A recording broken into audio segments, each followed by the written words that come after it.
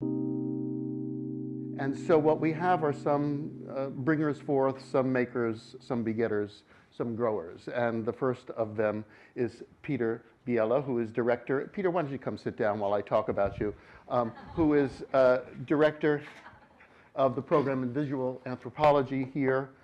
If you don't know about that program, it's really worth looking into because it's terrific.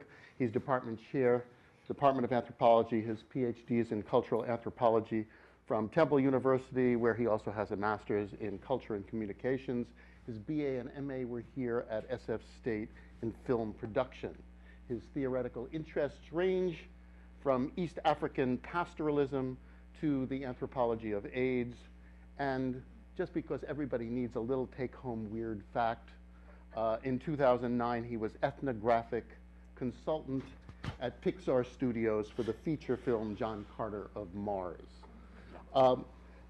Peter, some of what you've done is in the program and is posted on these screens. We're going to get, I think, a clip of what you did right now, if we could have that. And as soon as we are finished with that clip, you can talk and tell us what we've seen.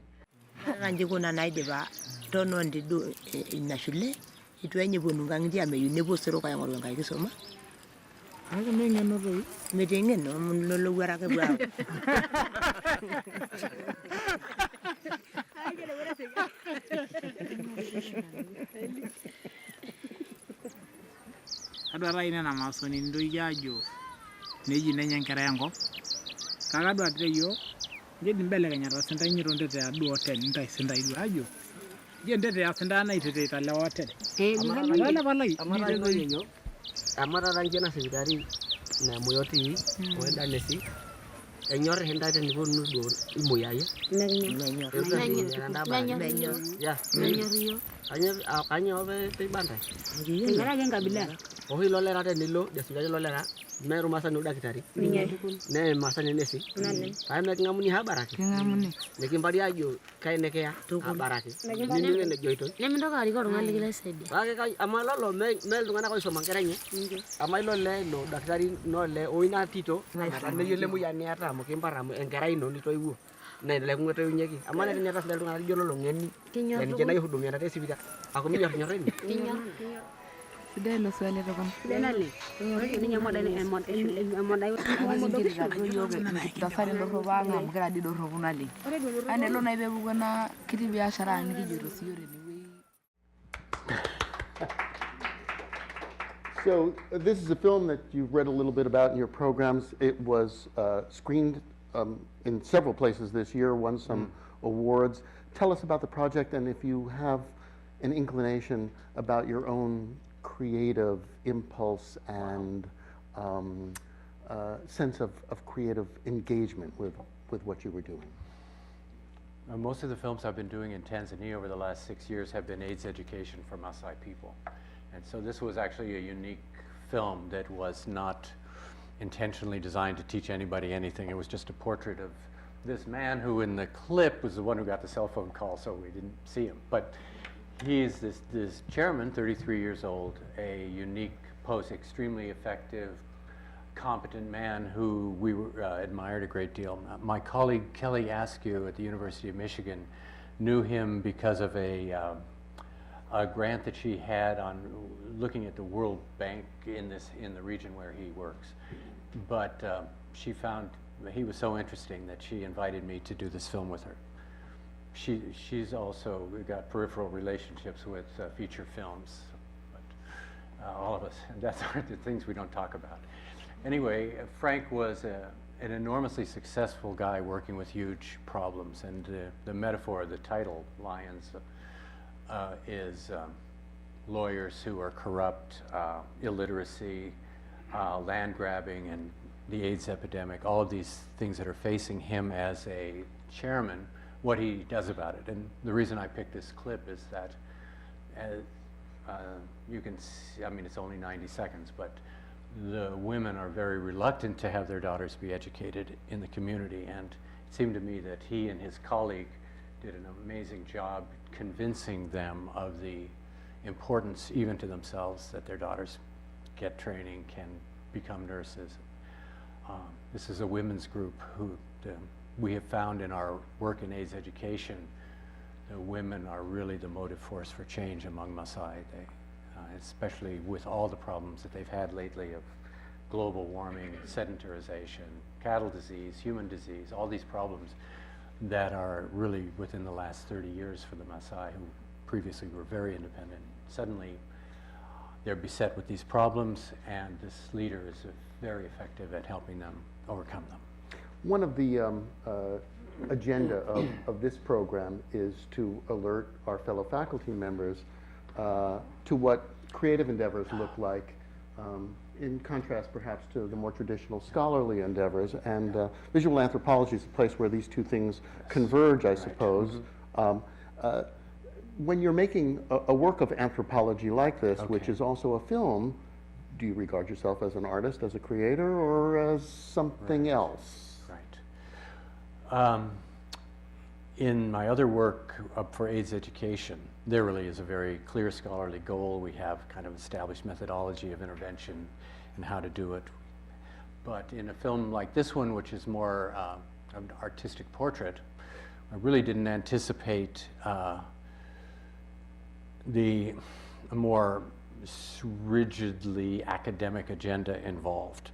However, I've worked with the section of Maasai that this man is with for 30 years, and I recognize the important touch points. So in that sense, academic knowledge informed the choices that we made in filming.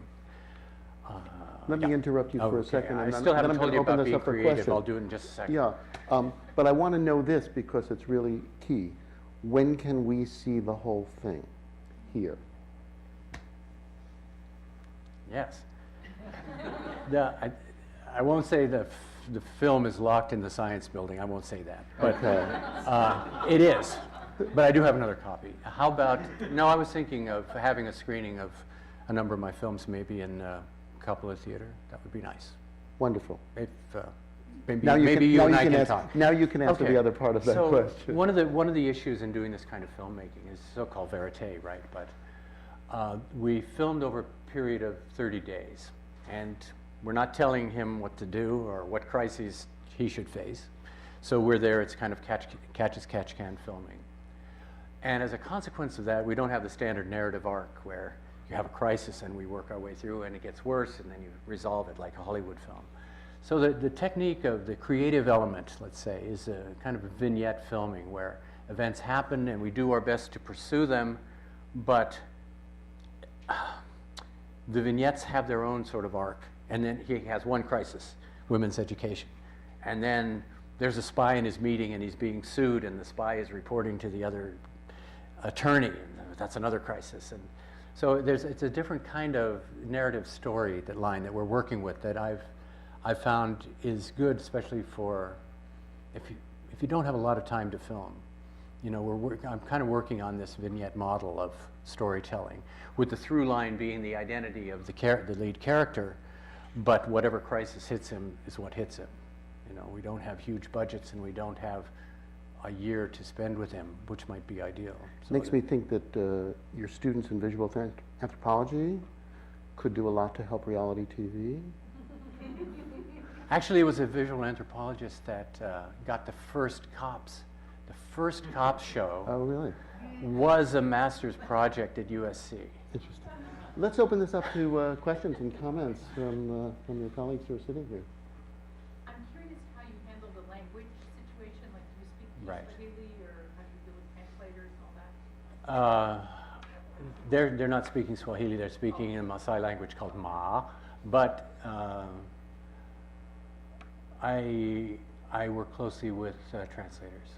I don't speak Ma, although I've heard it so much that I know what's happening in a way.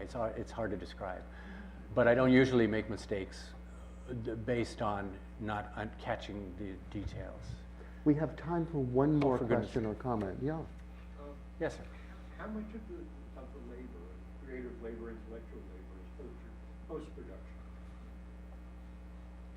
Because Because of the strange vignette structure of this Yeah. one, we realized while shooting that we had to create the whole story while we were there. And we interviewed the chairman, Frank. You have to get 90-minute film? It's a 40, it ended up being 46 minutes. And how much film, how much footage did you start? We shot maybe 15 hours. But we had him introduce each one of these segments, sitting there, you know, so he's really the narrator of the film. But I have to say, Yes. it won the jury's prize in the Zanzibar Film Festival, and Frank went, and he got a standing ovation. I'm so excited about that.